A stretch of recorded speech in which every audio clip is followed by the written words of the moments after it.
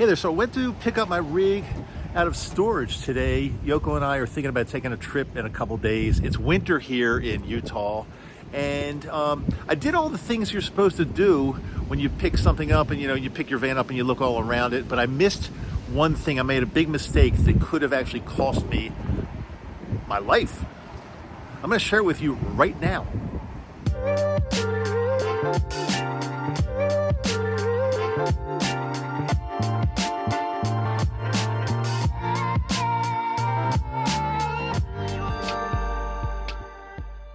Hey there, how are you? Dr. Dave. I'm the RV dummy, and I also talk about travel, other types of travel on this channel. So I'm right here in Salt Lake City, right next to my van. You can see by the weather, there's snow all over the place here.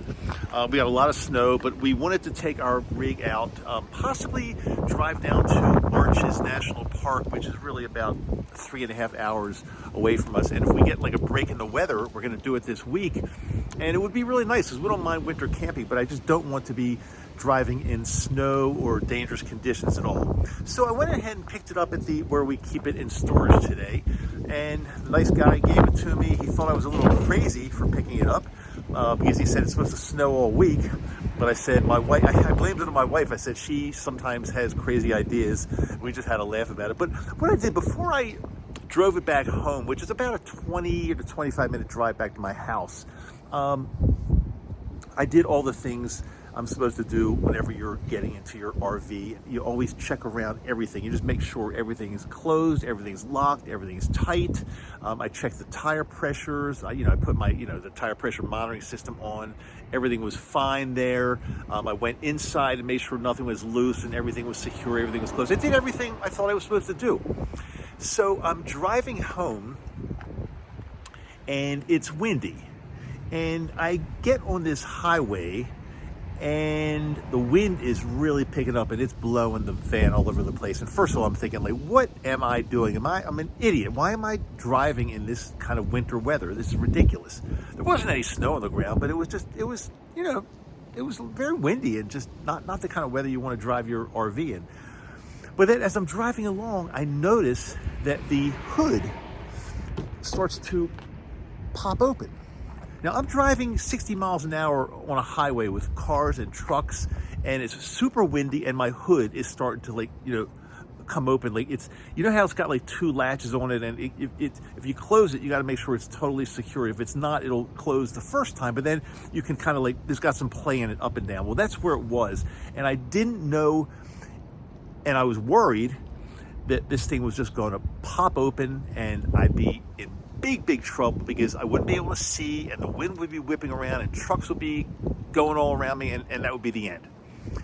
So I had to make a quick decision. There was no real exit coming up, and I did not want to drive for another 30 seconds taking this chance that this thing is going to, because it was up, it was like vibrating up and down, and you could clearly see that it could pop open anytime. So I pulled over on the shoulder, and it was, unfortunately, where I was a very narrow shoulder because there was just nowhere to pull over that was I thought very safe. But I had in my mind, the brain is like a little computer. It works really quickly. And in my mind, I had to weigh, okay, do I want to drive longer with the chance of the hood popping up, or do I want to get over on the shoulder and take a chance? And that's dangerous also, but it's not as dangerous as the hood popping up. And that's what I chose to do. I pulled over on the shoulder. I pulled over as far as I could, although there wasn't a good place to go. I made 100% sure, looking in the rearview mirror, I made 100% sure there was nothing at all coming in my lane, in the right lane. Even once I got out, I was totally certain nothing was coming. I ran around, popped the hood back down, and it was up quite a bit.